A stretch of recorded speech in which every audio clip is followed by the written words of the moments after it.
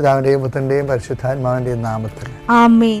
അമ്മേ പരിശുദ്ധ അമ്മേ, അമ്മേ പരിശുദ്ധ ദൈവമാതാവേ, കൃപാസനത്തിലൂടെ ഞങ്ങൾക്കും ഞങ്ങളുടെ ദേശത്തിനും അമ്മ മധ്യസ്ഥം തേടി തന്ന എല്ലാ അനുഗ്രഹങ്ങൾക്കും കൃപകൾക്കും ഞങ്ങളിപ്പോൾ ഹൃദയം നിറഞ്ഞ നന്ദി പറയുന്നു.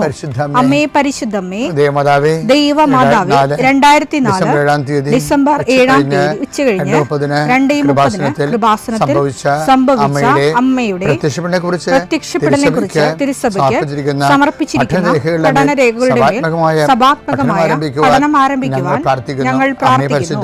അമ്മേ പരിശുദ്ധമേ, ഭൂസ്വർലോകങ്ങളുടെ രാജ്ഞിയായ അങ്ങേയ്ക്ക് ഭൗമ സംരക്ഷണത്തിനായി പ്രപഞ്ചപ്രകൃതിയെ തന്നെ തിരുസഭ പ്രതിഷ്ഠിക്കുവാൻ ഈ പ്രത്യക്ഷീകരണം വഴി ഇടയാക്കണമേ. പരിശുദ്ധമേ, ജപമാല മാതാവേ, സകല കൃപാസനം പ്രാർത്ഥനയോടും ചേർത്ത് ഞങ്ങളിപ്പോൾ പ്രാർത്ഥിക്കുന്ന ഈ കുടുംബത്തിന്റെ പ്രത്യേക നിയോഗം മക്കളെ, അമ്മയുടെ പ്രത്യക്ഷീകരണത്തിന്റെ ഈ അനുഗ്രഹവേളയിൽ ഞങ്ങൾക്ക് സാധിച്ചു തരുവാൻ കനിയണമേ. ആമേൻ. വിശ്വാസ പ്രമാണം. സർവശക്തനായ പിതാവും ആകാശത്തിന്റെയും ഭൂമിയുടെയും സൃഷ്ടാവുമായ ദൈവത്തിൽ ഞാൻ വിശ്വസിക്കുന്നു. അവിടുത്തെ ഏകപുത്രനും ഞങ്ങളുടെ കർത്താവുമായ ഈശോ മിശിഹായിലും ഞാൻ വിശ്വസിക്കുന്നു. ഈ പുത്രൻ പരിശുദ്ധാത്മാവിനാൽ ഗർഭസ്ഥനായി കന്യകാമറിയത്തിൽ നിന്ന് പിറന്ന് പൊന്തിയോസ് പീലാത്തോസിന്റെ കാലത്ത് പീഡകൾ സഹിച്ച് കുരിശിൽ തറയ്ക്കപ്പെട്ട് മരിച്ച് അടക്കപ്പെട്ട് പാതാളങ്ങളിൽ ഇറങ്ങി മരിച്ചവരുടെ ഇടയിൽ നിന്ന് 3-ാം നാൾ ഉയർത്ത് സ്വർഗത്തിലേക്ക് എഴുന്നള്ളി സർവശക്തിയുള്ള പിതാവായ ദൈവത്തിന്റെ വലതുഭാഗത്തിരിക്കുന്നു. അവിടെ നിന്ന് ജീവിക്കുന്നവരെയും മരിച്ചവരെയും വിധിക്കുവാൻ വരുമെന്നും ഞാൻ വിശ്വസിക്കുന്നു. പരിശുദ്ധാത്മാവിലും ഞാൻ വിശ്വസിക്കുന്നു. വിശുദ്ധ കത്തോലിക്കാ സഭയിലും പുണ്യവാന്മാരുടെ ഐക്യത്തിലും പാപങ്ങളുടെ മോചനത്തിലും ശരീരത്തിന്റെ ഉയർപ്പിലും നിത്യമായ ജീവിതത്തിലും ഞാൻ വിശ്വസിക്കുന്നു. ആമേൻ. സുഖസ്ഥനായ ഞങ്ങളുടെ പിതാവേ, അങ്ങയുടെ നാമം പൂജിതമാകണമേ. അങ്ങയുടെ രാജ്യം വരണമേ. അങ്ങയുടെ തിരുമനസ് സ്വർഗത്തിലെ പോലെ ഭൂമിയിലും ആകണമേ. അന്നു വേണ്ടുന്ന ആഹാരം ഇന്ന് ഞങ്ങൾക്ക് തരണമേ. ഞങ്ങളോട് തെറ്റ് ചെയ്യുന്നവരോട് ഞങ്ങൾ ക്ഷമിക്കുന്നത് പോലെ ഞങ്ങളുടെ തെറ്റുകൾ ഞങ്ങളോടും ക്ഷമിക്കണമേ. ഞങ്ങളെ പ്രലോഭനത്തിൽ ഉൾപ്പെടുത്തരുതേ, തിന്മയിൽ ഞങ്ങൾ രക്ഷിക്കണമേ. ആമേൻ. നന്മ നിറഞ്ഞ മറിയമേ, സ്വസ്തി. കർത്താവ് അങ്ങയുടെ കൂടെ സ്ത്രീകളിൽ അങ്ങ് അനുഗ്രഹിക്കപ്പെട്ടവളാകുന്നു. അങ്ങയുടെ ഉദരത്തിൻ ഫലമായി ഈശോ അനുഗ്രഹിക്കപ്പെട്ടവനാകുന്നു. പരിശുദ്ധ മറിയമേ, തമ്പുരാന്റെ അമ്മേ, പാപികളായ ഞങ്ങൾക്ക് വേണ്ടി ഇപ്പോഴും ഞങ്ങളുടെ മരണസമയത്തും തമ്പുരാനോട് അപേക്ഷിക്കണമേ. ആമേൻ. കർത്താവേ, നിന്റെ ഉന്നതമായ നാമത്തിന് സ്തോത്രം ചെയ്യും. കർത്താവേ, നിന്റെ വിശുദ്ധ പൗരോഹിത്യത്തെ മഹത്വപ്പെടുത്തണം. കർത്താവേ, സഭയിലുള്ള സാന്നിധ്യം പ്രകടമാക്കണമേ. 40 വർഷം അർപ്പിച്ച കുർബാനയുടെ യോഗ്യതയാൽ കൃപാസ്ഥാനത്താരെ ജീവനോടെ പ്രത്യക്ഷപ്പെട്ട പരിശുദ്ധ അമ്മയുടെ പ്രത്യക്ഷീകരണ സ്ഥിരീകരണത്തിനായി ഇന്ന് കൃപാസ്ഥാനത്താരെ നടക്കുന്ന 10,000-കണക്കിന് മനുഷ്യരുടെ പ്രാർത്ഥനയോട് കൂടെ ദൈവവേദലെ ഞാൻ നിന്നെ ഈശോനാമത്തിൽ ആസ്വദിക്കുന്നു. ഇന്ന് അങ്ങയുടെ മക്കളെ പ്രാർത്ഥന കൂടുന്ന എല്ലാ മക്കൾക്ക് വേണ്ടി പ്രാർത്ഥിക്കുകയാണ്. കർത്താവെ, മനസ്സ് വേദനിക്കുന്ന എല്ലാ വിഷയങ്ങളും, അവരുടെ മനസ്സ് വേദനിപ്പിക്കുന്ന എല്ലാ വ്യക്തികളും ഇപ്പോഴും ഈശോയുടെ നാമം നിർവീര്യമാകട്ടെ.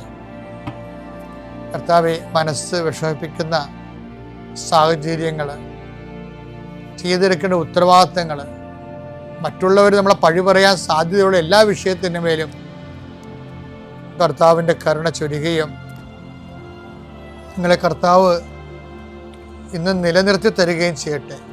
നിങ്ങൾ പോകുന്ന വഴികൾ, കണ്ടുമുട്ടുന്ന വ്യക്തികൾ, ചെയ്യുന്ന കാര്യങ്ങൾ, യാത്ര ചെയ്യുന്ന വാഹനങ്ങൾ, ഒപ്പിടുന്ന പേപ്പറുകൾ, കൈമാറുന്ന രേഖകൾ, കഴിക്കുന്ന മരുന്ന് എല്ലാം മാതാവിൻ്റെ മധ്യസ്ഥതയിൽ യേശുനാമത്തിൽ അനുഗ്രഹിക്കപ്പെടുകയും നീ ദൈവത്തെ അനുഭവിക്കാൻ ഇന്ന് നിന്നെ സഹായിക്കുകയും ചെയ്യട്ടെ.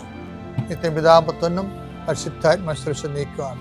എൻ്റെ പ്രിയപ്പെട്ടവർ, നമ്മളെ ദൈവത്തിൻ്റെ ആകുക ഉടമ്പടിയുടെ ഏറ്റവും വലിയ ലക്ഷ്യം അതാണ്. അതുകൊണ്ട് പൗലോസ് അപ്പോസ്തലൻ പറയുന്നുണ്ട്, യേശുക്രിസ്തുവിൻ്റെ സ്വന്തമാകാൻ വിളിക്കപ്പെട്ടവരും.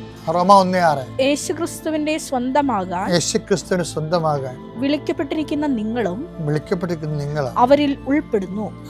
അപ്പൊ യേശുക്രിസ്തുവിന്റെ എന്ന് പറഞ്ഞാൽ ആ ബന്ധം എന്ന് പറയുന്നത് സ്വന്തമെന്നുള്ള ഒരു ബന്ധമാണുള്ളത്. അത് അങ്ങനെ വരണത് ഉടമ്പടിയുടെ വാഗ്ദാനത്തിലൂടെയാണ്.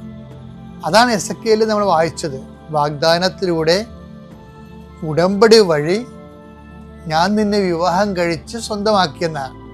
അപ്പം നമ്മളെ സംബന്ധിച്ചിടത്തോളം ഏറ്റവും ഇസഡ് കാര്യങ്ങൾ ദൈവത്തിൻ്റെ കൃപയിലും. പിന്നെ നമ്മളെപ്പോഴും ഉടമ്പടി ശ്രദ്ധിക്കേണ്ട കാര്യമുണ്ട്. ഈ ഉടമ്പടി എടുക്കുമ്പോൾ നമ്മൾ ഒരു ഉടമ്പടി ദൈവമായിട്ട് എടുക്കും, അത്തരം പല ഉടമ്പടി പല അലപലാദികളായിട്ട് എടുക്കും. അതായത് ദൈവമായിട്ടൊരു ഉടമ്പടി, പിന്നെ അജ്ഞാതമായ കുറേ ഉടമ്പടി കുറേ ആൾക്കാരോട് എടുക്കും. കാര്യം നിങ്ങൾക്കറിയാലോ, ഒരു ഉടമ്പടിയും നിലനിൽക്കത്തുള്ളൂ. ദൈവത്തിന് നിരക്കാത്ത കുറേ ഉടമ്പടികൾ ഉണ്ടാകും. അതാണ് നമ്മുടെ ഉടമ്പടിയിൽ ആൾക്കാർക്ക് പണി കിട്ടുന്നതിൻ്റെ കാര്യം. അതാണ് പണി കിട്ടണമല്ല, ആൾക്കാർക്ക് വിചാരിക്കേണ്ട രീതി ഫലം ഉണ്ടാകാത്തതിൻ്റെ കാരണം ഇവർ രഹസ്യ ഉടമ്പടി, പരസ്യ ഉടമ്പടി ദൈവമായിട്ടും രഹസ്യ ഉടമ്പടി വേറെ ആൾക്കാരെടുക്കും. അതുകൊണ്ടാണ് ദൈവം പറഞ്ഞത്, നിങ്ങൾ പ്രഭുക്കന്മാരെ ആശ്രയിക്കരുത്. ആശ്രയം ആരിൽ വെച്ചാലും അത് ഉടമ്പടി റിലേഷനായിട്ട് വരും ഫലത്തിൽ. സങ്കീർത്തനം 118:8-9. മനുഷ്യനിൽ ആശ്രയിക്കുന്നതിനേക്കാൾ കർത്താവിൽ അഭയം തേടുന്നത് നല്ലത്. പ്രഭുക്കന്മാരിൽ ആശ്രയിക്കുന്നതിനേക്കാൾ കർത്താവിൽ അഭയം തേടുന്നത് നല്ലത്. അതായത് നമ്മൾ ഉടമ്പടി എടുക്കുമ്പോൾ ദൈവമായിട്ടാണ് ഉടമ്പടി, പരസ്യ ഉടമ്പടി വരുന്നത്. പക്ഷെ പല ആൾക്കാരും നിലപാടിൽ വേറെ പലയായിട്ട് രഹസ്യ ഉടമ്പടി വരും. അതുകൊണ്ടാണ് ഈ ഉടമ്പടി ചില ആൾക്കാർ ഭരിക്കാതെ വരണത്.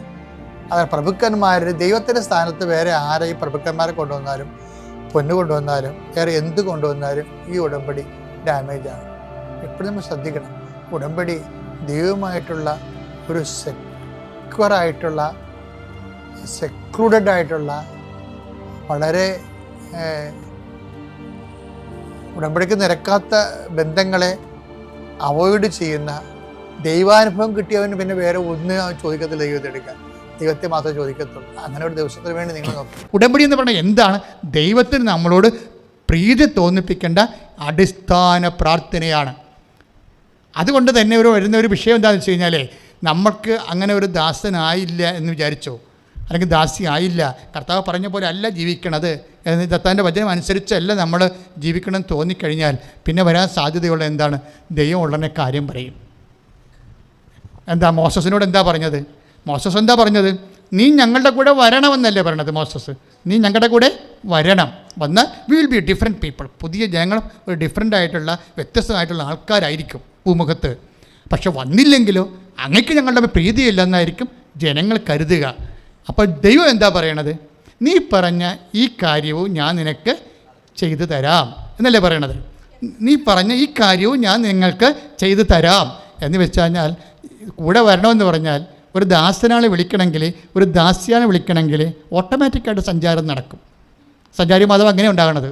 ഒരു ദാസനാണ് വിളിക്കണത്. ദൈവത്തിൻ്റെ വചനം പാതേസ് കണ്ടൻ്റ് ഉണ്ടല്ല, ദൈവത്തിൻ്റെ വചനം അനുസരിച്ച് ജീവിക്കുന്നവളാണെങ്കിൽ തീർച്ചയായിട്ടും. ഇപ്പോൾ സുകുമാരൻ എന്താ പറയണത്? രാത്രി ആരോ എൻ്റെ കാലെ പിടിച്ചു, രാവിലെ നോക്കിയപ്പോൾ എൻ്റെ മുഴ കാണാനില്ല, എനിക്കിപ്പോൾ പണിക്ക് പോകാൻ പറ്റുന്നുണ്ട്, അമ്മയാണ് പിടിച്ചത്, എന്നെ കരയണം ആ മനുഷ്യൻ നിന്നുണ്ട്. എന്താണ്? സഞ്ചാരി മാതാവ് വീട്ടിൽ ചെന്നാണ്. എന്താ കാര്യം? പ്രീതിയോടെയാണ് സന്ദീപും സുകുമാരനും ജീവിക്കണത്. അവരുടെ പ്രാർത്ഥനയെക്കുറിച്ചൊക്കെ അപ്പനും മകനും ഇവിടെ പറയണത്, സാക്ഷ്യത്തിൽ പറഞ്ഞ കേൾക്കാൻ നല്ല രസമാണ്. ഞാനിവിടെ ദൈവമേ ഇതുപോലെ ക്രിസ്ത്യാനി ഒന്ന് പ്രാർത്ഥിച്ചാൽ മതിയായിരുന്നെന്ന്. അതാണ് വിഷയം. വ്യത്യാസമുണ്ടേ, ഭയങ്കര വ്യത്യാസമുണ്ട്. അത് നമുക്കിവിടെ കേൾക്കുമ്പോൾ സാക്ഷ്യങ്ങൾ കേൾക്കുമ്പോൾ അറിയാൻ പറ്റും. നമ്മളിങ്ങനെ ഒടിഞ്ഞ് തല്ലി വെക്കട്ടെ എന്നൊക്കെ പറഞ്ഞുകൊണ്ട് ഇങ്ങനെ ഒരുതരം ചാഞ്ചാട്ടത്തിലാണ്. എല്ലാവരും അല്ല, ചിലരൊക്കെ പ്രാർത്ഥിക്കണത്. ഒരു മാറ്റമില്ല അതിൻ്റെ അകത്ത്. അത് നമുക്ക് കേൾക്കുമ്പോൾ അറിയാൻ പറ്റും. നിങ്ങൾക്ക് റോ ഫെയ്ത്തിലേക്ക് വരണം. അതായത് നല്ല കറക്റ്റ് ഫെയ്ത്തിലേക്ക് വരണം. എന്താ പ്രശ്നം വെച്ച് കഴിഞ്ഞാൽ, ഉടമ്പടിക്ക് വേറെ പ്രശ്നമുണ്ട്. ഈ ഫാദേഴ്സ് കണ്ടന്റ് എന്ന് ഞാൻ പറഞ്ഞല്ലോ. എന്താണ്? പിതാവിൻ്റെ വചനം പോലെ, പിതാവ് പറഞ്ഞതുപോലെ, പിതാവ് പറഞ്ഞ പോലെ, സഹോദരനെ പോലെ അവൻ്റെ ആവശ്യങ്ങൾ കണക്കിലെടുത്തുകൊണ്ട് അവന് വേണ്ടി കൂടി ഒരു സ്പേസ് നമ്മുടെ ജീവിതത്തിൽ ഓട്ടോമാറ്റിക്കായിട്ട് ഇടണം. അപ്പോൾ നമ്മുടെ ബസ്സിലൊക്കെ കയറുമ്പോൾ വികലാംഗരെന്ന് എഴുതി വെക്കത്തില്ലേ? ഇല്ല, എന്താ കാര്യം? അത് സംവരണ സീറ്റാണ്. അവന് മാത്രമേ അവിടെ ഇരിക്കാൻ പറ്റത്തുള്ളൂ. അല്ലാത്തൊരു കയറി ഇരുന്നാൽ അവൻ്റെ കാല് തല്ലി പിടിച്ച് അവനെ വികലാംഗനാക്കണം. അല്ലെങ്കിൽ പിന്നെ അവന് അർഹതയില്ല. കാര്യം അവിടെ സീറ്റ് അതിന് വേണ്ടിയുള്ളതാണ്. അവിടെയും കയറിയാണ് ആൾക്കാർ ഇരിക്കുക. അതാണ് രസം. അപ്പോൾ മുടന്ന് പുറത്തിരിക്കണേ കാണാൻ പറ്റി. അപ്പോൾ ഇതുപോലെ നമ്മുടെ ജീവിതത്തിലും ഇപ്പോൾ വികലാംഗരെ, അല്ലെങ്കിൽ വികലാംഗർ ഇപ്പോൾ പറയാൻ പാടില്ലല്ലോ അല്ലേ, അവർ ചാലഞ്ചഡ് പീപ്പിളാണ്, ഫിസിക്കലി ചാലഞ്ചഡ്. അപ്പം അങ്ങനെ വരുമ്പോൾ അങ്ങനെയുള്ളവരെ സഹായിക്കാൻ വേണ്ടി ഒരു സംവിധാനം, ഇതുപോലെ നമ്മുടെ ഹൃദയത്തിലൊരു സ്പേസ്, ഒരു സീറ്റ്. ഇപ്പം സ്ത്രീകളിൽ, കുഞ്ഞുങ്ങളും അല്ലെങ്കിൽ ഗർഭിണികൾ, അവർക്കൊരു സീറ്റ്, 1-2 സീറ്റ് ഒരു വാഹനത്തിൽ. എങ്ങനെ ഗർഭിണി നിന്നുകൊണ്ട് പോണത്? ഒരിക്കലും പറ്റത്തില്ല, നടക്കാത്ത കാര്യമാണത്. എന്നാലും അവർ നിൽക്കും, പാവത്തങ്ങൾ സീറ്റ് കിട്ടില്ല നിൽക്കും. കാര്യം അത് അവർക്ക് സീറ്റ് റിസർവ് ചെയ്യേണ്ടതാണ് ഗർഭിണികൾക്കെല്ലാം. വികലാംഗർക്ക്, സ്ത്രീകൾക്ക് മാത്രമല്ല, ഗർഭിണികൾക്ക് മസ്റ്റായിട്ട് സീറ്റ് റിസർവ് ചെയ്യേണ്ടതാണ്. പിന്നെ രോഗികളുണ്ടെങ്കിൽ രോഗികളുടെ സർട്ടിഫിക്കറ്റ് കാണിച്ച രോഗികൾക്കും സീറ്റ് ആരൊക്കെ ഉള്ളവർ നിൽക്കട്ടെന്നേ, എന്താ പ്രശ്നം? രോഗികളുണ്ടെങ്കിൽ ആ രോഗികൾ മെഡിക്കൽ കോളേജിൽ പോകുന്ന ഒരാളാണ്, അയാൾക്ക് സർട്ടിഫിക്കറ്റ് ഉണ്ടെങ്കിൽ തീർച്ചയായിട്ടും അയാൾക്കൊരു സീറ്റ് കൊടുക്കണം. ഇങ്ങനെ കുറേ ആൾക്കാർക്ക് സീറ്റ് കൊടുക്കാനുണ്ട്, ഇനിയും സീറ്റ് കൊടുക്കാനുണ്ട്. ഇതുപോലെ നമ്മളുടെ പ്രിയപ്പെട്ടവർക്ക് നമുക്ക് സീറ്റ് കൊടുത്താൽ അത് ജാതിയും മതവും നോക്കാതെ, ഇല്ലായ്മക്കാരനാണല്ലോ സഹോദരൻ എന്ന് പറയണത്. ആർക്കാണ് ഇല്ലായ്മ ഉള്ളത് അവൻ നമ്മുടെ സഹോദരൻ. അപ്പോൾ അങ്ങനെ ഒരു മെൻറ്റാലിറ്റി വരുമ്പോൾ ഫാദേഴ്സ് കണ്ടൻ്റ് ആകും. എന്താണ്? ഞങ്ങൾ അതിന് വേണ്ട ആഹാരം ഇന്നും ഞങ്ങൾക്ക് തരണമേ എന്നുള്ള ആ മേഖലയിലുള്ള പിതാവിൻ്റെ ഒരു സ്വരമാണ്. ഇതെന്താ പ്രശ്നം? ഇത് ഇല്ലെങ്കിൽ എന്താ പ്രശ്നം എന്നറിയാവോ? ഇപ്പോൾ ദൈവം ഈ സഞ്ചാരം, ദൈവം എന്തുകൊണ്ടാണ് സുകുമാരൻ്റെ വീട്ടിൽ ചെന്നത്? എന്തുകൊണ്ടാണ് അമ്മ ചെന്നത്? കാര്യം മോസസ് ഈ ഉടമ്പടി സഞ്ചാരമുള്ളത് കൊണ്ടാണ്. അത് പാക്കേജിൻ്റെ ഭാഗമാണ്, വാഗ്ദാനത്തിൻ്റെ ഭാഗമാണ്. ഈ ഉടമ്പടി എന്ന് പറഞ്ഞാൽ എന്താ? വർക്കൗട്ട് ചെയ്യണത് എന്താണ്? ദൈവത്തിൻ്റെ വാഗ്ദാനമാണ്. ബൈബിൾ മുഴുവനും വാഗ്ദാനമാണ്. വാഗ്ദാനം നമ്മൾ എന്താ ചെയ്യണത്? പ്രാപിക്കുകയാണ് ചെയ്യണത്. വാഗ്ദാനം പ്രാപിക്കുന്നത് ഏറ്റവും എഫിക്കസി ആയിട്ടുള്ള പ്രയർ എന്താണ്? ഉടമ്പടിയാണ്. കാര്യം എന്താണ്? അമ്മ ഉടമ്പടി ചെയ്താണ് യേശുവിനെ ഗർഭം ധരിച്ചത്. അമ്മ നമ്മുടെ ഇല്ലായ്മ വെള്ളം കുടുംബ വീട്ടിൽ കൂടെ കല്യാണ വീട്ടിൽ വിഞ്ഞു തീർന്നു പോയപ്പോൾ ഉടമ്പടി ചെയ്യാനാണ് പറഞ്ഞത്. എന്താണ് ഉടമ്പടി എന്ന് പറയുന്നത്? എന്താണ്? അവൻ പറയണത് പോലെ ചെയ്യുക. ഇതാ കർത്താവിൻ്റെ ദാസി, അങ്ങേ വചനം പോലെ എന്നിൽ നിറവേറട്ടെ എന്ന് പറഞ്ഞപ്പോഴാണ് ഈശോനെ അമ്മയ്ക്ക് കിട്ടിയത്. ഈശോനെ ലോകത്തിലേക്ക് കൊടുക്കാനും ഈശോയുടെ അനുഗ്രഹം നമുക്ക് കിട്ടാൻ വേണ്ടി അമ്മ പറഞ്ഞത് എന്താണ്? ഞാൻ ഇങ്ങനെയാണ് ഗർഭിണിയായത്, ഞാൻ ഇങ്ങനെയാണ് യേശുവിനെ സ്വീകരിച്ചത്, ഞാനിങ്ങനെ കർത്താവിൻ്റെ വചനം പോലെ എന്നും നിറവേറട്ടെ എന്ന് പറഞ്ഞപ്പോഴാണ് ഞാൻ ഈശോനെ ഉദരത്തിൽ സ്വീകരിച്ചതും ഹൃദയത്തിലും. അതുപോലെ നിങ്ങൾക്ക് ഈശോനെ വേണമെന്നുണ്ടെങ്കിൽ അവൻ പറഞ്ഞതുപോലെ ചെയ്താൽ മതി. ഞാൻ എന്താണ് ചെയ്തത്?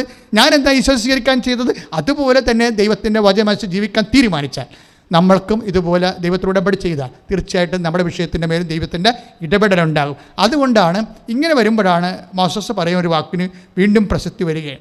എന്താണ് മോസസ് പറഞ്ഞത്? അങ്ങ് ഞങ്ങളുടെ അവിടെ വന്നില്ലെങ്കിൽ അങ്ങയ്ക്ക് ഞങ്ങളോട് പ്രീതിയില്ലെന്നായിരിക്കും മറ്റുള്ളവർ കരുതുക. അപ്പോൾ ദൈവം എന്താ തിരിച്ച് പറയണത്? ഇപ്പോൾ ഈ 33:14 അല്ല, അങ്ങ് തിരിച്ച് 17, 18, 19 വരുമ്പോഴേ ദൈവം തിരിച്ച് പറയുന്നൊരു വാക്കുണ്ട്. എന്താ പ്രശ്നം വെച്ചാൽ ദൈവം പറയുന്നത് എന്താണ്?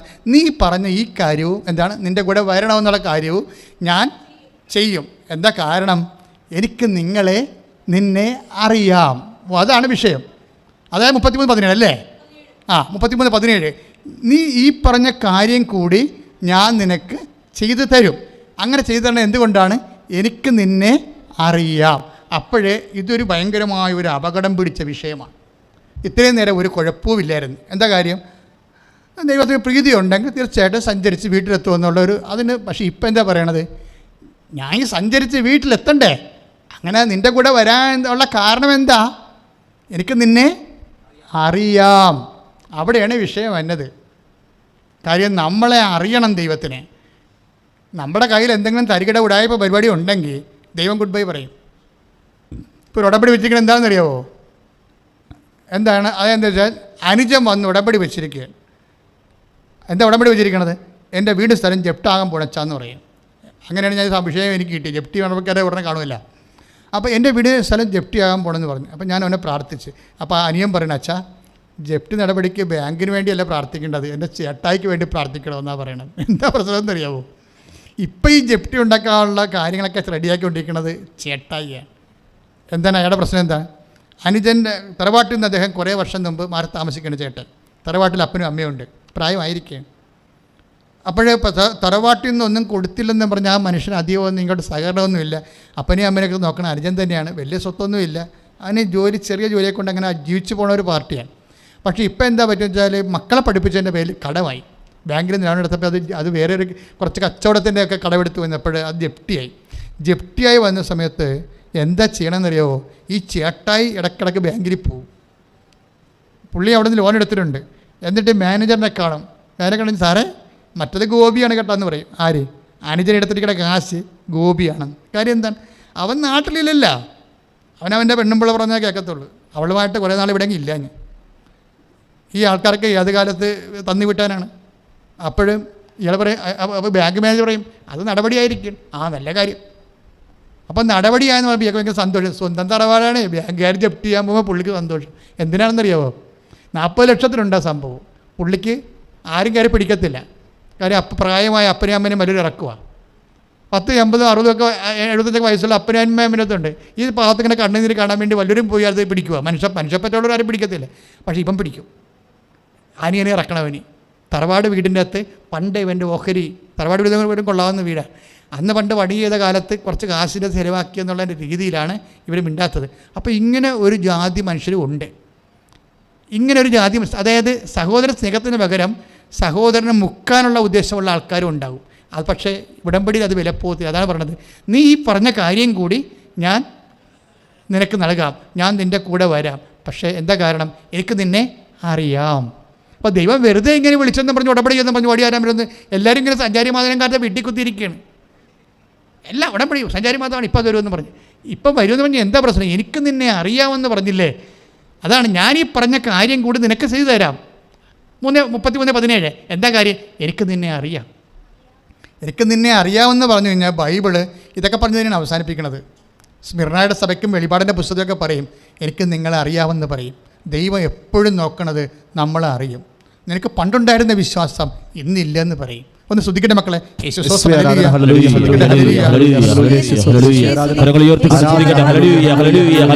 പരിശുദ്ധ പരമദിവ്യകാരുണ്യത്തിന്. അപ്പോൾ ഈ സഞ്ചാരം എളുപ്പമാക്കുന്ന ഒരു നടപടിയാണ് അനുതാപം എന്ന് പറയുന്നത്. ഉടമ്പടി നമുക്കുള്ളതാണ് സഞ്ചാരം. സഞ്ചാരം ഇതിൻ്റെ വാഗ്ദാനത്തിൻ്റെ ഭാഗമാണ്. പക്ഷേ സഞ്ചാരം ഇപ്പോൾ സുകുമാരനും കുടുംബത്തിനും സഞ്ചാരത്തിലൂടെ മാതാവിനെ അവനെൻ്റെ കാലേ അമ്മ വന്ന് പിടിച്ചതെന്നാണ് പറയണത്. ആ സഞ്ചാരം എങ്ങനെ സംജാതമാണെന്ന് വെച്ച് കഴിഞ്ഞാൽ നമ്മൾ ദൈവം പരിശോധിക്കും.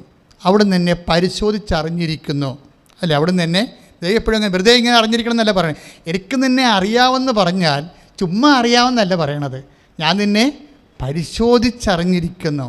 ദൈവത്തിന് നമ്മളെ അറിയാൻ പറ്റുന്ന ഒരു അവസ്ഥ വരണം. പക്ഷെ അതെങ്ങനെയാണ് അറിയണമെന്ന് വെച്ചാൽ എങ്ങനെയാണ് അറിയണത്?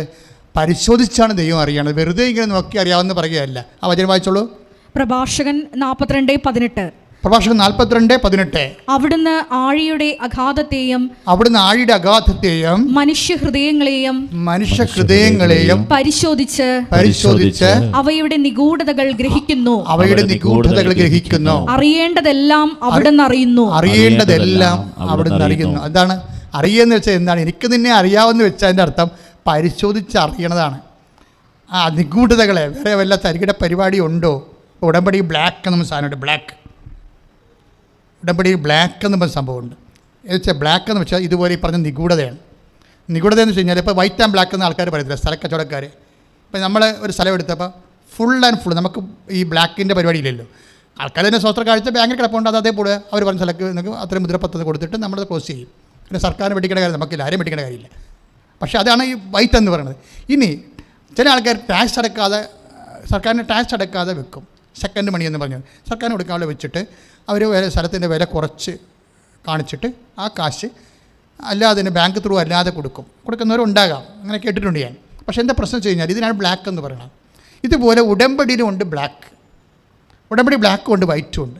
എന്ന് വെച്ചാൽ നേരെ ചുവയുള്ള ആവശ്യങ്ങൾക്ക് ബ്ലാക്ക് വൈറ്റ് എന്ന് പറയും. ഇപ്പം എന്താ പറയുക? പ്രഭാഷകൻ 42:18 എന്താ പറയണത്? അവിടുന്ന് നിന്നെ പരിശോധിച്ചറിഞ്ഞിരിക്കുന്നു നിൻ്റെ നിഗൂഢതകൾ. ആ വചനം ഒന്നുകൂടെ വായിച്ചോളൂ. അവിടുന്ന് ആഴിയുടെ അഗാധത്തെയും മനുഷ്യഹൃദയങ്ങളെയും പരിശോധിച്ച് അവയുടെ നിഗൂഢതകൾ ഗ്രഹിക്കുന്നു. അറിയേണ്ടതെല്ലാം അവിടുന്ന് അറിയുന്നു. രഹസ്യ അജണ്ടയാണ്. ഹൃദയത്തിനെ പരിശോധിക്കുമ്പോൾ ഇതിൻ്റെ രഹസ്യ അജണ്ട എന്ന് പറയുന്ന നിഗൂഢതയുണ്ട്. അതാണ് പലപ്പോഴും ഉടമ്പടി പമ്മാൻ കാരണം. ഇപ്പോൾ പെട്രോളിലൊക്കെ നമ്മൾ കാറൊക്കെ പമ്മി നിൽക്കത്തില്ല. എന്താ കാര്യം? അതിൻ്റെ ട്യൂബിൽ പെട്രോളിൻ്റെ ട്യൂബിൽ കരട് കയറുമ്പോഴാണ്. ഇതുപോലെ തന്നെ ഇതിൻ്റെ അകത്ത് ഉടമ്പടി ചിലപ്പോൾ കരട് കയറാൻ സാധ്യതയുണ്ട്. എന്താ കാര്യം? ഇതിൻ്റെ അകത്ത് എന്തെങ്കിലും ഉടായ്പോ അല്ലെങ്കിൽ രഹസ്യമായ അജണ്ടയോ ഈ പറഞ്ഞ പോലെ ഉണ്ടാകും. പ്രഭാഷകൻ 42:12 അറിയാമെന്ന് പറയുമ്പോൾ ദൈവം പരിശോധിച്ച് അറിയത്തുള്ളൂ. പരിശോധിച്ചറിയുമ്പോൾ അതിനകത്ത് നിഗൂഢമായിട്ടുള്ള വല്ല ഗൂഢലക്ഷ്യങ്ങളൊക്കെ ഉണ്ടാകും. ഇപ്പോൾ ഉദാഹരണത്തിന് ഒരു ഉടമ്പടി ചെയ്യണം നമ്മൾ. ഇപ്പോൾ നമ്മുടെ വീടിന് നമ്മൾ സ്ഥലമെടുക്കണം നമ്മുടെ ഉദ്ദേശം 5 സെൻറ്റ് സ്ഥലം, ചെറിയൊരു പരിപാടിയാണ്. വാദിക്കാൻ സ്ഥലം കൊടുക്കാൻ പോണ്. അതുകൊണ്ട് അവരൊന്ന് നമ്മളോട് ചോദിച്ചു, കാര്യം നിങ്ങൾക്ക് 2 ആമക്കളല്ലേ, പുരാതന കുടുംബത്തിൽ താമസിപ്പിക്കാൻ ഒരുത്തൻ നിങ്ങളുടെ കണ്ണുവെട്ടത്ത് താമസിക്കാമല്ലോ. ഇപ്പം വേറെ വല്ലയിടത്തും പോയി താമസിച്ച് കഴിഞ്ഞാൽ പിന്നെ അവൻ്റെ കുഞ്ഞുങ്ങളൊക്കെ നോക്കാൻ വേണ്ടി ചിലപ്പോൾ നിങ്ങൾ പോകേണ്ടി വരികയല്ലേ. അപ്പോൾ ഒരു കുഴമ്പൗണ്ടിലാണെങ്കിൽ അരികെയാണെങ്കിൽ അങ്ങോട്ടും ഇങ്ങോട്ടും അമ്മമാർ പോയി സഹായിക്കുന്നുണ്ടല്ലോ. അപ്പോൾ അത് നല്ല കാര്യം, ഒരു കുഴപ്പമില്ല. അതാണ് അതിൽ വൈറ്റ് എന്ന് പറയണത്. പക്ഷേ ഈ വൈറ്റ് സ്ഥലം എടുക്കുമ്പോൾ തന്നെ ഇവിടെ ഉള്ളിലൊരു ഗൂഢലക്ഷ്യം ഉണ്ടാകും. എന്താ കാര്യം? നമ്മൾ എടുത്തില്ലെങ്കിൽ ആ പുറകിലെ വീട്ടുകാരൻ കയറി സ്ഥലം എടുക്കും. അപ്പോൾ എടുത്താലും കുഴപ്പമില്ല. എടുത്താലും പ്രശ്നം തന്നെ, അവൻ ഈ സ്ഥലത്ത് കൂടി ഇപ്പോൾ അവർക്ക് 3 അടി വഴിയാണുള്ളത്, അത് 6 അടിയോ 7 അടിയോ ആക്കിയിട്ട് അവൻ റോഡിടും. റോഡിട്ടാൽ അവർ കാറ് വാങ്ങിക്കും. കാറ് വാങ്ങിച്ചാൽ പിന്നെ അവിടെ മുമ്പിൽ നമുക്ക് കുറച്ചിലാണ്. കാരണം നമ്മളും അതുപോലെ കാറ് വാങ്ങിക്കണം. അവൻ്റെ മകൻ കയറി വന്നുകൊണ്ട് നിൻ്റെ വാതിക്കെ കൊണ്ടുവന്ന് 2 നില വീടെങ്ങാനും വെച്ചാൽ നമ്മൾ ഇവിടുന്ന് പൊളിച്ച് പോകേണ്ടി വരും. ഇതാണ് ബ്ലാക്ക് എന്ന് പറയുന്നത്. ഒരു സ്ഥലം അപ്പം നമ്മൾ നോക്കുമ്പോൾ 5 സെൻറ്റ് സ്ഥലം വാങ്ങിക്കുക എന്നുള്ള കാര്യത്തിൽ നമുക്ക് തടസ്സമില്ല. വൈറ്റാണത്. കാര്യം മൂത്ത മകനെ മാറ്റി താമസിപ്പിക്കാനാണ്. പക്ഷേ പുറകിൽ താമസിക്കുന്നതിന് പരപണിയാനാണെന്നുള്ളത് ഗൂഢമായ ലക്ഷ്യമാണ്. ഈ ഗൂഢമായ ലക്ഷ്യം വെച്ച് കഴിഞ്ഞാൽ ഉടമ്പടി വർക്കൗട്ട് ചെയ്യത്തില്ല. എന്താ കാര്യം? അത് ഫാദേഴ്സ് കണ്ടൻറ്റ് മാത്രമല്ല, സാത്താൻ്റെ കണ്ടൻറ്റ് വരും. അതിൻ്റെ അകത്ത് ലോകത്തിൻ്റെ അരൂപി വരും. ഇപ്പം ലോകത്തിൻ്റെ അരൂപി വരും. ഇപ്പോൾ നിങ്ങളിപ്പോൾ ചിലർ പറയട്ടെ, ഞാൻ ഇളയ മക്കളെ കെട്ടത്തില്ലെന്ന് പറഞ്ഞാൽ എന്താ? ചിലർ പറയും, പിള്ളേർ കറക്റ്റായിട്ട് പറയും, ഞാൻ ഇളയനെ കെട്ടത്തില്ല. പണ്ടാണ് കെട്ടുമായിരുന്നു. ഇളയ മകളൊക്കെ കെട്ടും, എന്താ വീട് സ്ഥലം കിട്ടുമെന്ന് പറയും. അപ്പോൾ ഇന്നത്തെ പെൺപിള്ളേർ കെട്ടത്തില്ല. ഇളയ മകനെ കെട്ടാൻ അവർക്ക് ഭയങ്കര പാടാണ്. ഫസ്റ്റ് ഓപ്ഷനിൽ അതിലും ഇല്ല. എന്താ കാര്യം വെച്ചാൽ അവരോട് നമ്മൾ ചോദ്യം, നീ എന്താ ഇളയമാനം പിന്നെ കെട്ടത്? നീ മനുഷ്യനല്ലേ, പുരുഷനല്ലേ, എന്താ പിള്ളേരുണ്ടാകത്തില്ല, നീ വല്ല അറിഞ്ഞാൽ? ഇങ്ങനെ ചോദിച്ചു നമ്മൾ ചോദിക്കുമ്പോഴും അവർ കാര്യം പറയത്തില്ല. പക്ഷേ അവിടെ രഹസ്യമായിട്ട് അവിടെ കൂട്ടുകാരോട് പറയും, ഇളയ മകനെ കെട്ടിയാലേ കുടുംബത്തിലുള്ള എല്ലാ വയ്യാവേലികളും ഇതിനകത്ത് വരഞ്ഞു കയറി എപ്പോഴും വിരുന്നിന് വരും. പിന്നെ ഇതിനൊക്കെ എല്ലാം വെച്ചും വേവിച്ച് നമ്മുടെ ജീവിതം പോകും. അതാണ് അവരുടെ പ്രശ്നം. അതാണ് രഹസ്യ സംഭവം. അപ്പോൾ ഇങ്ങനെ എല്ലാത്തിനും ഗൂഢലക്ഷ്യങ്ങളുണ്ട്. ചില ആൾക്കാർക്ക് ഇപ്പോൾ തന്നെ കാനഡയിൽ പോകണം അല്ലെങ്കിൽ ഇംഗ്ലണ്ടിൽ പോകണം എന്ന് പറഞ്ഞിട്ട് ബഹളം ഉണ്ടാക്കും. എന്താണ് അവർ ഉദ്ദേശിക്കുന്നത്? ഇവിടെ നിന്നാൽ അപ്പനും അമ്മയും വയസ്സാകും, ഇതുങ്ങളെ പിന്നെ ചുവന്നുകൊണ്ട് ആശുപത്രി പോകാൻ നമുക്ക് നേരെ ഉണ്ടാകത്തുള്ളൂ. അപ്പോൾ നമുക്ക് ഇവിടുന്ന് സ്കൂട്ടായി കഴിഞ്ഞാൽ, അപ്പോൾ ഇങ്ങനെ ഈ രഹസ്യ അജണ്ട ഒത്തിരി പേര്, ഇപ്പോൾ ഞാൻ കാനഡയിൽ ഞാൻ IELTS പാസ്സാകണം എന്നൊക്കെ പറയുമ്പോഴും ആരോടും പറയാത്ത കുറേ രഹസ്യങ്ങൾ ആൾക്കാരുടെ ഉള്ളിലുണ്ട്. എന്താണ് ഉണ്ടാകണത്? അത് അപ്പനും അമ്മയും നോക്കാതെ ഇവിടുന്ന് സ്കൂട്ടാകാൻ പറ്റുമല്ലോ. അപ്പോൾ അവർ പറയുമ്പോൾ അത് ഇപ്പോൾ എല്ലാവരും കൊണ്ടുപോയി ആക്കണത് അഗതി മന്ദിരത്തിലല്ലേ കൊണ്ട് ആക്കണം, എന്താ പ്രശ്നം, കാശ് കൊടുത്താൽ പോരെന്ന് ചോദിക്കും. അപ്പോൾ ഇത് അമേരിക്ക മോഡലിലൊക്കെ ജീവിതം ഇങ്ങനെ ചേഞ്ച് ചെയ്ത് വരികയാണ്. അപ്പോൾ ഈ ഒരു ഉദ്ദേശത്തിലാണ് നിങ്ങൾ ഇപ്പോഴൊരു നല്ല കാര്യം ദൈവത്തോട് ചോദിക്കണമെങ്കിൽ തീർച്ചയായിട്ടും എനിക്ക് നിന്നെ അറിയാമെന്ന് പറഞ്ഞില്ലേ, എന്നുവെച്ചാൽ നിൻ്റെ ഉദ്ദേശം അറിയാവുന്നതിൻ്റെ അർത്ഥം. ഇപ്പോൾ മോശത്തിനോട് നീ എൻ്റെ കൂടെ വരണമെന്ന് പറഞ്ഞപ്പോഴേ ഈ പറഞ്ഞ ഈ കാര്യം കൂടി ഞാൻ നിനക്ക് ചെയ്തു തരാം. കാര്യം എന്താണ്? എനിക്ക് നിന്നെ അറിയാം എന്ന് വെച്ചാൽ നീ അകവും പുറയും ഒരുപോലുള്ള ആളാണ്, അല്ലാതെ വേറെ സെക്കൻഡില്ല, ബ്ലാക്ക് ഇല്ലെന്നറിയാം. അത് ഉടമ്പടി ബ്ലാക്ക് ഉണ്ടാകരുത്. അതെപ്പോഴും നമ്മൾ ശ്രദ്ധിക്കണം. എന്ന് വെച്ച് കഴിഞ്ഞാലേ, അതായത് ബ്ലാക്ക് ഉണ്ട് വൈറ്റ് ഉണ്ട്, നമ്മളെപ്പോഴും ശ്രദ്ധിക്കേണ്ട ഒരു വിഷയം, നമ്മൾ ഇപ്പോൾ ഉള്ള കാര്യങ്ങൾക്കാണ് ഈ ഓവർ പ്രാധാന്യം കൊടുത്ത് വരണത്. എന്ന് വെച്ചാൽ ഇതെല്ലാം എന്തൊക്കെ വന്നാലും അവസാനം 70 കൊല്ലം കൊണ്ട് ഈ ചാപ്റ്റർ എല്ലാം ക്ലോസ് ആകും. അല്ല, 70 കൊല്ലം കൊണ്ട് നമ്മൾ എത്ര വലിയ ആളായി, സൗന്ദര്യം ഉണ്ടായാലും ആരോഗ്യം ഉണ്ടായാലും സ്ഥാനം ഉണ്ടായാലും പേരുണ്ടായാലും വേണ്ടല്ലോ. ഏറ്റവും വലിയ ഗതികേട് ഈ SIമാരുടെ കഴിഞ്ഞ് ഞാൻ ചില DSP ഒക്കെ കാണും. അപ്പോൾ ഞാൻ ഇവരുടെ സർവീസുള്ള കാലത്ത് ഇവരുടെയൊക്കെ പോയിട്ടുള്ളതായിരിക്കും ഞാൻ. പക്ഷേ സർവീസ് കഴിയുമ്പോൾ ഇവർ പെൻഷൻ വാങ്ങിക്കാൻ വേണ്ടി വന്ന് നിൽക്കുമ്പോൾ എല്ലാവരും ഇവിടെ വന്ന് നിൽക്കണ കാണാം.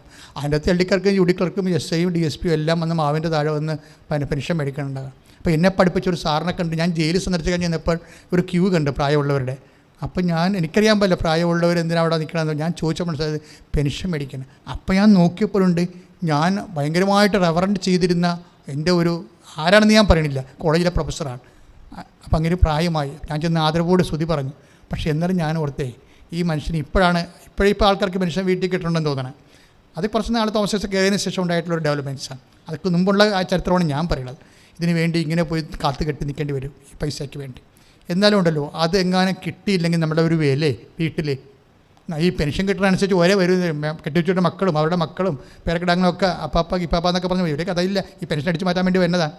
എന്നാലും അത്രയ്ക്ക് ആ ഒരു ദിവസത്തെ പെൻഷൻ ഒന്ന് കുറഞ്ഞു പോയാൽ അവിടെ മോന്തപ്പം മാറും. നീ ഇപ്പോൾ വലിയ കാര്യമായിട്ടൊക്കെ ഇങ്ങനെ കോരി പിടിച്ചൊക്കെ നടക്കണില്ലേ, നീ ദൈവത്തെ മറന്ന് ആരെയും സ്നേഹിക്കരുത്.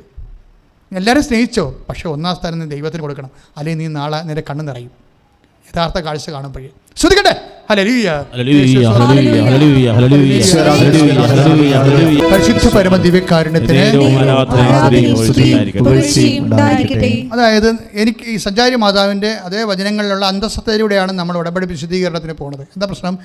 13:17 എനിക്ക് നീ പറഞ്ഞ കാര്യം കൂടി ഞാൻ നിനക്ക് ചെയ്തു തരാം, എന്നാൽ ഞാൻ നിൻ്റെ കൂടെ വരാമെന്ന്. എന്താ കാരണം? എനിക്ക് നിന്നെ അറിയാം. ഈ നമ്മളെ അറിയുന്നതാണ് നമ്മുടെ കൂടെ ദൈവം വരാനുള്ള കാരണം. പക്ഷേ എങ്ങനെ അറിയാം? ആ അറിവ് നമ്മളെ സത്യസന്ധരാണെന്നുള്ളത് അറിയണം.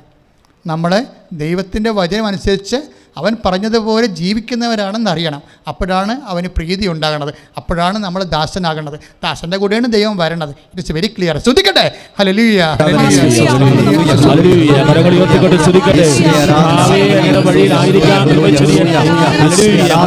ശുദ്ധ പരമ ദിവ്യകാരുണ്യത്തിന്. അതായത് എഫേസസ് സഭയ്ക്ക് എഴുതിയപ്പോൾ നമ്മുടെ ധ്യാനം എങ്ങനെയാണ് പോണത്? ദൈവത്തിൻ്റെ സഞ്ചാരം ഉറപ്പുവരുത്തുന്ന വാഗ്ദാനം, അത് ഉറപ്പുവരുത്തുന്നതാണ് ഉടമ്പടി. അപ്പോൾ സഞ്ചാരം എവിടെയാണ് ദൈവം സഞ്ചരിച്ചെത്തുന്നത്?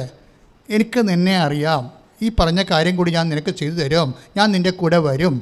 നിങ്ങളുടെ കൂടെ വരാൻ കാരണം എന്താണ്? എനിക്ക് നിന്നെ അറിയാം. അപ്പോൾ അറിയുമ്പോൾ എങ്ങനെയാണ് ദൈവം അറിയണത്?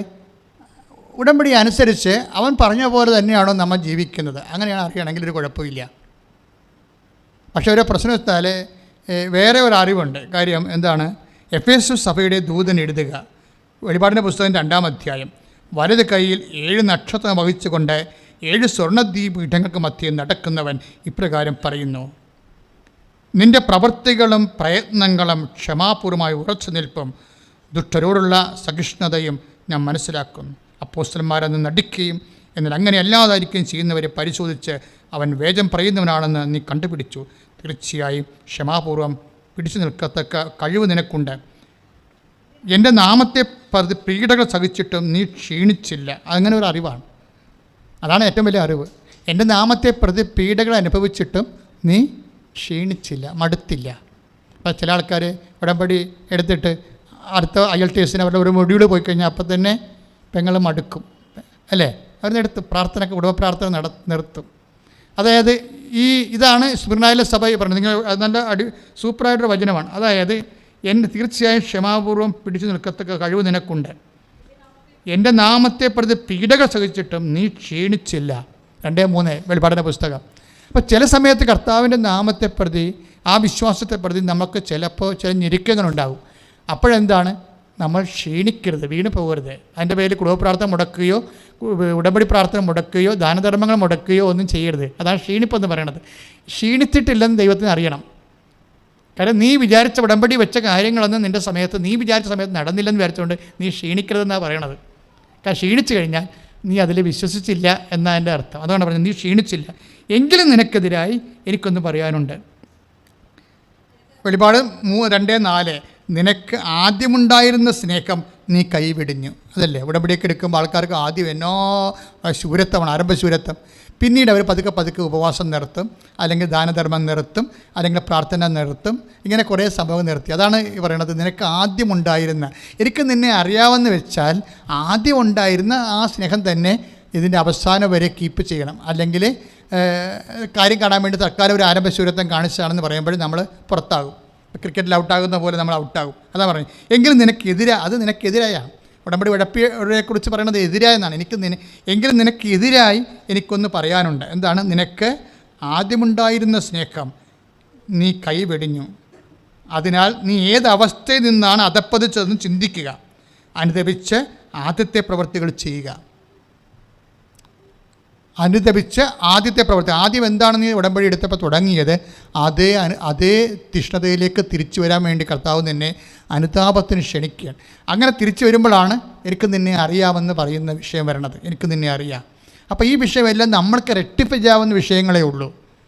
എന്ത് വിഷയം ഉണ്ടെങ്കിൽ നമുക്കത് റെക്ടിഫൈ ചെയ്യാൻ പറ്റും, അത് പരിഹരിക്കാൻ പറ്റും. അപ്പോൾ അതുകൊണ്ട് തന്നെ ഇപ്പോൾ അച്ഛൻ ആൾക്കാരെല്ലാവരും കാണാൻ തുടങ്ങി. അപ്പോൾ പുതുക്കാൻ ഭയങ്കര ഇടിയാണ് ഇവിടെ. കഴിഞ്ഞ ഒരു 2 ആഴ്ച മുമ്പ് ആരോ പറഞ്ഞ് അച്ഛനാ 4 പ്രാവശ്യം പുതുക്കിയവരെ മാത്രമേ കാണുന്നുള്ളെന്ന് മറ്റേ ഇവിടെ ഒരു സംസാരം ഉണ്ടായിരുന്നു. അപ്പോൾ എന്താ പറ്റി? ആൾക്കാരെ പുതുക്കണത് കുറച്ച്. അപ്പോൾ തന്നെ മനസ്സിലായി ഇത് ഉടമ്പടി എടുത്തിട്ട് അവൻ പറയണത് പോലെ ചെയ്യാൻ വേണ്ടി ദൈവവചനത്തെ പ്രതിയുള്ളൊരു സമർപ്പണമല്ല, അച്ഛനെ കണ്ടിട്ട് എളുപ്പത്തിൽ എന്തോ ഒപ്പിക്കാൻ വേണ്ടിയുള്ള ഒരു പരിപാടിയായിട്ടാണ് ആൾക്കാർ ചിലർ ഉടമ്പടി ചെയ്തത്. അവരാണിങ്ങനെ പമ്മണത് ഇപ്പോഴേ. അതുകൊണ്ടാണ് ഓഫീസിലെല്ലാം സ്ട്രിക്റ്റ് ആയിരിക്കണം. എന്താണ്? അവർ പുതുക്കിയത് നോക്കും, പുതുക്കിയതാണോ? രണ്ടാമത്തെ എന്താണ്? സാക്ഷ്യം പറഞ്ഞതാണോ? അപ്പോൾ 3 പുതുക്കിയിട്ട് സാക്ഷ്യം പറഞ്ഞില്ലെങ്കിൽ എന്തുകൊണ്ട് പറഞ്ഞില്ല? അതിന് എക്സ്പ്രഷൻ കൊടുക്കണം അവിടെ. കാര്യം 1 പുതുക്കിയാൽ പോലും അക്രൈസ്തവ സഹോദരങ്ങളെ പോലും സാക്ഷ്യം പറയുകയാണ്. അപ്പോൾ നിങ്ങൾക്ക് എന്ത് മാത്രം പറയാൻ കാര്യം പറ്റാഞ്ഞ എന്താണ്? എവിടെയോ ഉടമ്പടി ഉടപ്പിയിട്ടുണ്ട്. അതുകൊണ്ടാണ് പറയണത്, നിനക്കെതിരായി എനിക്കൊന്ന് പറയാനുണ്ട്. വെളിപാടിൻ്റെ പുസ്തകം 2:4 നിനക്കാദ്യമുണ്ടായിരുന്ന സ്നേഹം നീ കൈവെടിഞ്ഞു. അതിനാൽ നീ ഏതവസ്ഥയിൽ നിന്നാണ് അധപ്പതിച്ചതെന്ന് ചിന്തിക്കുക, അനുതപിച്ച് ആദ്യത്തെ പ്രവൃത്തികൾ ചെയ്യുക. അപ്പം അനുതാപം ഒരു വിഷയമാകണത്. കാര്യം എന്തിനാണ്? ആദ്യത്തെ അനുതാപത്തിൻ്റെ ഏറ്റവും വലിയ വിഷയം എന്താണ്? ആദ്യത്തെ തീഷ്ണത വീണ്ടെടുക്കുകയാണ്. ആദ്യത്തെ അല്ലെ കുമ്പസാരിച്ചു, ഞാൻ അച്ഛനെ കുമ്പസാരിച്ചു, ഞാൻ പ്രായശ്ചിത്തം ചെയ്തതെന്ന് പറഞ്ഞതിന് കാര്യമില്ല. ആദ്യത്തെ തീഷ്ണത വീണ്ടെടുക്കണം. എല്ലാവരും ഇപ്പോൾ എല്ലാവരും ഇങ്ങനെ കുമ്പസാരിക്കാൻ വേണ്ടി ഇരിക്കണമല്ലോ. ഇപ്പം അല്ലേ, വലിയ ചൊവ്വാഴ്ചയും വലിയ തിങ്കളാഴ്ചയൊക്കെ ആയിട്ട് നോൻപ് കുമ്പസാരത്തിന് വേണ്ടി എല്ലാവരും ഇരിക്കും. ചില അണ്ണന്മാർ സ്വന്തം ഇടവക കുമ്പസാരിക്കത്തില്ല, അടുത്ത പള്ളിയിൽ പോയി കുമ്പസാരിക്കും. സഭ എന്തുമായിട്ട് കുമ്പസാരിക്കുമല്ലോ എന്ന് ഓർക്കുമ്പോൾ അതൊരു സമാധാനം. പക്ഷേ എന്താ പ്രശ്നം വെച്ച് കഴിഞ്ഞാൽ, അതുകൊണ്ട് വിഷയം ദൈവം പാപക്ഷമ ലഭിക്കുന്ന കാര്യം ശരിയാണ്. പാത്രം കഴുകി വെക്കാം, പക്ഷേ ഭക്ഷണം കിട്ടണ വേറെ വിഷയമാണ്. പാത്രം കഴുകി ഇപ്പോൾ സിലോണിൽ പാത്രം കഴുകി വെക്കുന്നുണ്ടവരെ, പക്ഷേ ഭക്ഷണമില്ല. ഒരു കിലോ അരിക്ക് 470 രൂപയാണ്. 1 കിലോ അരിക്ക് എല്ലാവരും പാത്രം കഴുകി വെക്കും, പക്ഷേ ഭക്ഷണമില്ല. അപ്പോഴും നമ്മളെപ്പോഴും പാപക്ഷമ എന്ന് പറയുന്ന ആ നോൻപ് കാലത്ത് നമ്മളൊരു കുമ്പസാരിച്ച് കുർബാന സ്വീകരിക്കുന്നത് മാത്രം ഒരു വിഷയമായിട്ട് എടുക്കരുത്. കാര്യം എന്താണ്? ഇതിൻ്റെ അകത്ത് ആദ്യം ഉണ്ടായിരുന്ന തീഷ്ണത നിനക്ക് തിരിച്ചു വരണമെന്നാണ് കർത്താവിന് പറയുക. അനുതാപത്തിൻ്റെ ഒരു ലക്ഷണം എന്താണ്? അതിനാൽ നീ ഏതവസ്ഥയിൽ നിന്നാണ് അധപ്പതിച്ചതെന്ന് ചിന്തിക്കുക, അനുതപിച്ച് ആദ്യത്തെ പ്രവൃത്തികൾ ചെയ്യുക, അല്ലെങ്കിൽ ഞാൻ അവിടുന്ന് വരികയും നിൻ്റെ ദീപപീഠം അതിൻ്റെ സ്ഥലത്ത് നിന്ന് നീക്കിക്കളയുകയും ചെയ്യും. പിന്നെ നിന്നെ ഇവിടെ നിലനിർത്തേണ്ട ആവശ്യമില്ല. ദൈവം ഭയങ്കര കാർക്കശ്യമാണ് വിഷയത്തിൽ. എന്താ കാര്യം എന്താ? പിന്നെ ഈ ആളെ ഇങ്ങനെ ഒരാളെ ക്രിസ്ത്യാനിയാണെന്നും പറഞ്ഞ് ചോന്നൂർ നടക്കേണ്ട കാര്യമില്ല. അതായത് ആ പഴയ തീഷ്ണതയിലേക്ക് വരണം. അതായത് എങ്കിലും നിനക്കത് എനിക്കൊന്ന് പറയാനുണ്ട്, നിനക്ക് ആദ്യം ഉണ്ടായിരുന്ന സ്നേഹം നീ കൈവെടിഞ്ഞു. അതിനാൽ നീ ഏതവസ്ഥയിൽ നിന്ന് അതപ്പം ചിന്തിക്കുക, അനുതപിച്ച് ആദ്യത്തെ പ്രവൃത്തികൾ ചെയ്യുക. അപ്പം ആ ആദ്യ തീഷ്ണതയിലേക്ക് തിരിച്ചു വരണം. നമ്മുടെ അനുതാപത്തിൻ്റെ ഒരു ലക്ഷ്യം എന്താണ്? തീഷ്ണത ഉണ്ടാകണമെന്നുള്ളതാണ്. ഇപ്പം ഞങ്ങൾക്കൊക്കെ എത്ര മണിക്കൂർ ജോലി ചെയ്തിട്ടും സന്തോഷമായിട്ട് നിൽക്കണത് എന്താണ്? തീഷ്ണത തന്നെയാണ്. ഒരു വേറെ മാർഗ്ഗമില്ല. അതായത് ഒരു 10 മനുഷ്യരെ കൂടുതൽ സഹായിച്ചെന്ന് പറയുമ്പോൾ മനസ്സിനെ കിടക്കാൻ നേരത്തൊരു സന്തോഷം. കുറച്ച് ആൾക്കാരുടെ വേദന കൂടുതൽ കേട്ടു. അപ്പം എനിക്ക് പിന്നെ ഒരു നിർബന്ധമുണ്ട്, കർത്താവിന് എന്ത് കിട്ടുമെന്ന് ഞാൻ നോക്കും. വെറുതെ വഴിയെ പോണവരിങ്ങനെ തല കാണിച്ചാൽ ഞാൻ മൈൻഡ് ചെയ്ത് പോലും ഇല്ല. ഞാൻ ചോദിക്കും, ഉടമ്പടി എടുത്തതാണോ, ഉടമ്പടി പുതുക്കിയതാണോ, എന്താ കാര്യം, നിങ്ങളെ വിശുദ്ധീകരിച്ചതാണോ, സൽപ്രവൃത്തി ചെയ്തതാണോ എന്നാണ്. അല്ല നിങ്ങളുടെ മാത്രം കാര്യം നേടിക്കൊണ്ട് ദൈവത്തിന് എന്താ പ്രയോജനം? കുറച്ച് കഴിയുമ്പോൾ നിങ്ങൾക്ക് പോലും പ്രയോജനം ഉണ്ടാകത്തില്ല. അപ്പോൾ ഞാൻ കൃപാസനത്തിൻ്റെ ഏറ്റവും വലിയ ദൈവം ഇങ്ങനെ വാരിക്കോരി അനുഗ്രഹിക്കും. ഇവിടെ വന്ന ആൾക്കാരെ അനുഗ്രഹിക്കുന്നതിന് ഒരു കാരണം എന്താണ്? ദൈവത്തെ മഹത്വപ്പെടുത്താത്ത ആരെയും ഞങ്ങൾ പ്രൊമോട്ട് ചെയ്തില്ല. ഇപ്പോഴല്ല, ഉടമ്പടി ഉണ്ടാക്കണ മുമ്പ് തന്നെ പരിപാടി. ഉടമ്പടി ചെയ്യണതിന് മുമ്പ്, ഉടമ്പടി ദൈവം തരുന്നതിന് മുമ്പ്, ഈ പ്രാർത്ഥന പുണ്യപ്രാർത്ഥന തരുന്നതിന് മുമ്പ് നിലപാടതാണ്. അതായത് എന്തെങ്കിലും എൻ്റെ കൈ ഇങ്ങനെ ഞാൻ പൊക്കണമെന്നുണ്ടെങ്കിൽ അവൻ കർത്താവിന് വേണ്ടിയുള്ള ആളാണെന്ന് എനിക്ക് ഉറപ്പ് വരുത്തണം. ആ ഉറപ്പ് വരുത്തണം. അത് എന്താ കാര്യം? അപ്പോഴും നമുക്ക് മനസ്സിലാകും. കാര്യം നമ്മൾ എന്തിനാണ് അഭിഷേകം സ്വീകരിക്കുന്നത്, നമ്മൾ എന്തിനാണ് വിശ്വാസം സ്വീകരിച്ചിരിക്കുന്നത്? അറിയാത്തവരെ ഈശ്വരനെ അറിയിക്കണം, അറിഞ്ഞവരെ ആഴപ്പെടുത്തണം. അപ്പോൾ അതുകൊണ്ട് അങ്ങനെ അത് തീഷ്ണതയുടെ ഭാഗമാണ്, അത് അനുതാപത്തിൻ്റെ ഭാഗമാണ്. അനുതപിച്ചു എന്നും പറഞ്ഞ് വലിയ ബുധനാഴ്ച കുമ്പസാരിച്ച് വ്യാഴാഴ്ച കുർബാന സ്വീകരിച്ച് തീർന്ന് പിന്നെ ഒരു ദൈവപ്രവർത്തനവും ഇല്ല, തീഷ്ണതയും ഇല്ല, ഒന്നുമില്ല. ഇങ്ങനെ ഡെഡ് ബോഡി ക്രിസ്ത്യൻസ് ഒത്തിരി ഉണ്ട് സഭയിൽ. സ്ക്രാപ്പ് ഐറ്റംസ് എന്ന് പറയും. അതായത് നിങ്ങൾ ദൈവത്തിൻ്റെ മുമ്പിൽ കണ്ണുനീരോട് നിൽക്കണം. കർത്താവ്, ഞാൻ മരിക്കാനായി 10-20 കൊല്ലുമ്പോൾ ഞാൻ മരിക്കും. ഞാൻ തിരിഞ്ഞ് നോക്കുമ്പോൾ ഒന്നുമില്ല, 2-3 കുഞ്ഞുങ്ങളെ വളർത്തിയെന്നേ ഉള്ളൂ. അത് പട്ടിയും അതുപോലെ തന്നെ പന്നിയൊക്കെ കുഞ്ഞുങ്ങളെ വളർത്തണമുണ്ട്, ആരും വളർത്താതിരിക്കണില്ല. കഴിഞ്ഞ ദിവസം ഞാനൊരു വീഡിയോ കണ്ടപ്പോൾ ഞാൻ ഞെട്ടിപ്പോയി. എന്താ കാര്യം? ഒരു തള്ളപ്പക്ഷിക്ക് പനിയായിട്ട് അതിങ്ങനെ കൂടിൻ്റെ അടുത്തിരിക്കുക. അപ്പോൾ അതിൻ്റെ ഒരു കുഞ്ഞു പക്ഷി കൊണ്ടുവന്നിട്ട് എങ്ങോട്ട് പോയിട്ട് തേടിക്കൊണ്ടുവന്ന് 2 പുഴുവിനെ കൊണ്ടുവന്നിട്ട് അമ്മയുടെ വായിൽ വെച്ച് കൊടുക്കുകയാണ്. അത് ആ വീഡിയോ കണ്ടാൽ നമുക്ക് അറിഞ്ഞു പോകും, അത് ഉണ്ടാക്കിയെടുത്ത വീഡിയോ അല്ല, പ്രകൃതി നടക്കുന്ന സത്യങ്ങളാണ്. അമ്മയ്ക്ക് പനിയായി കഴിയുമ്പോൾ കുഞ്ഞുങ്ങളി പോയി അമ്മയ്ക്ക് വേണ്ടി ആഹാരം തരിക്കൊണ്ടുവരുന്നത് ഇറ്റ്സ് എ നാച്ചുറൽ തിങ്. ഈ നാച്ചുറൽ തിങ് പോലും ചെയ്യാൻ പറ്റാത്ത ഒരു മനുഷ്യൻ, അയാളൊരു ക്രിസ്ത്യനായിട്ട് സർവൈവ് ചെയ്യേണ്ട ഒരു കഥയുമില്ല. അതുകൊണ്ടാണ് ഇവിടെ എഴുതിയിരിക്കുന്നത്. എന്താണ്? എങ്കിലും നിനക്ക്, അതായത് എന്താ എഴുതിയിരിക്കുന്നത്? അതിനാൽ നീ ഏതവസ്ഥയിൽ നിന്നാണ് അധപ്പതിച്ചെന്ന് ചിന്തിക്കുക, അതിനെപ്പറ്റി ആദ്യത്തെ പ്രവൃത്തികൾ ചെയ്യുക, അല്ലെങ്കിൽ എന്ത് സംഭവിക്കും? അല്ലെങ്കിൽ ഞാൻ നിൻ്റെ അടുത്തേക്ക് വരികയും നിൻ്റെ ദീപപീഠം അതിൻ്റെ സ്ഥാനത്ത് നിന്ന് നീക്കിക്കളയുകയും ചെയ്യും. Praise the Lord. ഇതാണ്, അതായത് അനുതാപത്തിൻ്റെ ഒരു കാലമാണിത്. പക്ഷേ അനുതാപം ഉണ്ടാകുമ്പോൾ അതിൻ്റെ കൂടെ തീഷ്ണത ഉണ്ടാകണം. തീഷ്ണതയില്ലാത്ത അനുതാപമൊക്കെ ഒരുതരം ഉണ്ടയില്ലാത്ത വെടി പോലുള്ള പരിപാടിയാണ്. ആളെ പഠിപ്പിക്കാമെന്നല്ല ഒരു കഥയുമില്ല. എന്തോ സംഭവം നടന്നു എന്നൊക്കെ നമ്മൾ ധരിക്കണില്ല, ഒന്നും നടന്നില്ല. തീഷ്ണത വേണം. നിങ്ങൾ ദൈവത്തിന് വേണ്ടി ഉടമ്പടി എന്തുകൊണ്ടാണ് അമ്മ ഇത്രയും ചുമ്മാ ഉടമ്പടിയുടെ ഒരു വ്യഞ്ചരിച്ച തേൻ ഒഴിക്കുമ്പോൾ എന്തുകൊണ്ടാണ് ഇല്ലാത്ത വെള്ളം കുളാന്ന് പറഞ്ഞ് പൊന്തിച്ചുകൊണ്ട് തന്നെ എന്താ അത്? ഇതിൻ്റെ പിന്നെ ഇൻവെസ്റ്റ് ചെയ്തിരിക്കുന്ന ഒരു 3 പതിറ്റാണ്ട് കാലത്തെ തീഷ്ണത ഉണ്ട്. അല്ല ഇന്നലെ മെനയെന്ന് തുടങ്ങിയല്ല ഇത്. ഈ പട്ടം കിട്ടിയ കാലം മുതൽ കർത്താവിൻ്റെ തിരുസന്നിധി ഇൻവെസ്റ്റ് ചെയ്തിട്ടുള്ള രാത്രി 2 മണിക്ക് വലിയ വന്നാലും ശരി, താഴെ ഇറങ്ങിയിരുന്നിട്ട് വലിച്ചുകൊണ്ട് കൊന്തയിലിക്കൊണ്ടിരിക്കും. വലിച്ച് തന്നെ ഉറങ്ങിപ്പോകും. എൻ്റെ പേരിൽ എനിക്ക് വലിയ വന്നില്ല, ഞാൻ കർത്താവിന് വേണ്ടി വേല ചെയ്യല്ലേ, എനിക്ക് വലിയ വന്നാന്ന് ഞാൻ ദൈവത്തോട് ചോദിച്ചിട്ടില്ല. പിറ്റേ ദിവസം ഞാൻ ശുശ്രൂഷയ്ക്ക് പോകും. അതെന്താ പ്രശ്നം വെച്ച് കഴിഞ്ഞാൽ, നമ്മൾ മുറിവുകൾ വകവെക്കാതെ യുദ്ധം ചെയ്യുന്ന ഒരു പുണ്യാളനാണ് എൻ്റെ മുമ്പിൽ മധ്യസ്ഥനായിട്ടുള്ളത്. അങ്ങയുടെ മുമ്പിൽ മാസ്റ്ററായിട്ടുള്ളത് കുരിശിൽ കടന്ന് അവസാനത്തെ ചോര വരെ ചിന്തിച്ചിട്ട് എല്ലാം പൂർത്തിയായെന്ന് പറഞ്ഞ ഒരാളാണ്. ഒന്നും പൂർത്തിയായില്ല, തെറ്റിപ്പോയെന്നല്ല പറഞ്ഞത്. It is accomplished. എന്തൊരു സന്തോഷത്തോടെയാണ് ഈശോ പറഞ്ഞത്.